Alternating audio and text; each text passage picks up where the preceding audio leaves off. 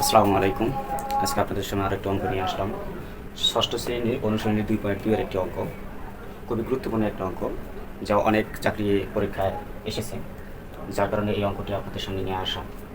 দেখেন, কলার দাম 14/7% কমে যাওয়ায় 420 টাকার পূর্বাপেক্ষা 10টি কলা বেশি পাওয়া যায়। প্রতি ডজন কলার বর্তমান মূল্য কত? মানে ডজন, কত ডজন, মানে প্রতি ডজন বলতে হচ্ছে মানে হচ্ছে 12টি। আমরা জানি যে 1 ডজন ইকুয়াল হচ্ছে 12টি। তাহলে 1 ডজন সমান, আমরা জানি 1 ডজন ইকুয়াল হচ্ছে 12টি। তাহলে কলার দাম কত পার্সেন্ট? 14/2/7%। আচ্ছা বলেন তো, 14/2/7%-এর এটাকে যদি করি আমরা, তাহলে সাধারণ ভগ্নাংশে যদি প্রকাশ করি তাহলে হচ্ছে 7 হচ্ছে 98, 98 আর 2 হচ্ছে 100, 100 ভাগ হচ্ছে 7। তাহলে এত পার্সেন্ট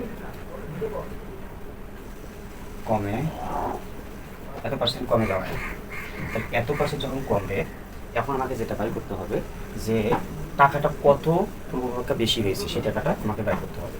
তো আমি যদি এখানে বাই করি যে 100 টাকা হচ্ছে 100 টাকায় কমে কত পার্সেন্ট? 100/7 এত টাকা, এত টাকা কমে যায়। আচ্ছা পরে এখন 1 টাকায় কমে কি? 100 থেকে 1 হলে তাহলে অবশ্যই কি হবে? অবশ্যই কমে যাবে। তার মানে হচ্ছে 100 ভাগ হচ্ছে 7 মানে হচ্ছে 100, এত টাকা।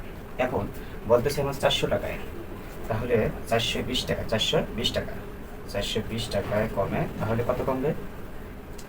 100 হলো 420 ভাগ হচ্ছে 7 100, 100 কাটা থাকতেছে 7, তাহলে 6 60 7 60 হচ্ছে 420, 420 যদি হয় তাহলে হচ্ছে কত পেলাম আমরা?